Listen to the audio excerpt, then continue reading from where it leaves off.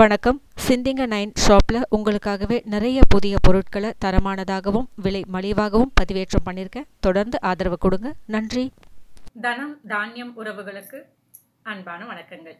இன்னைக்கு நம்ம சேனல் ஆரோக்கியம் சம்பந்தமான விஷயத்துல குழந்தைகளுக்கு ஏன் பெரியவங்களை கூட நாம தினம்தோறும் காய்கறிகள் அப்படின்றத சாப்பிட்றோம். அதில் பர்டிகுலராக கேரட், பீட்ரூட் இதெல்லாம் கண்ணுக்கு நல்லது, ஹெல்த்துக்கு நல்லது அப்படின்னு நம்ம பார்த்து பார்த்து சாப்பிட்றோம்.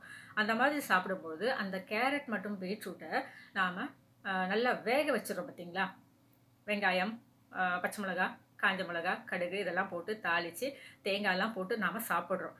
ஆனால் இந்த மாதிரி சாப்பிட்றதுல எந்த யூஸும் இல்லை அப்படின்னு சமீபத்தில் ஆராய்ச்சிகள் சொல்லியிருக்கு.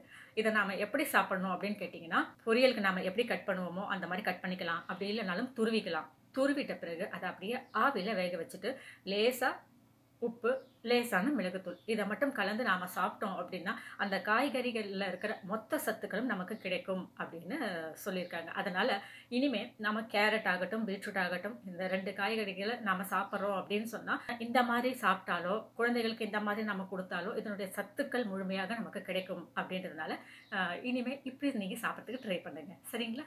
இன்னைக்கு இந்த தகவல் உங்களுக்கு பயனுள்ள தகவலாக இருக்கும் அப்படின்னு நான் நம்புறேன். இந்த சேனலை சப்ஸ்கிரைப் பண்ணுங்கள், ஷேர் பண்ணுங்கள், லைக் பண்ணுங்கள். தவறாமல் உங்களுடைய கருத்துக்களை எங்களுக்கு பதிவு பண்ணுங்கள். இதே போல் வேற ஒரு புதிய பதிவுடன் சந்திக்கும் வரை வணக்கம்.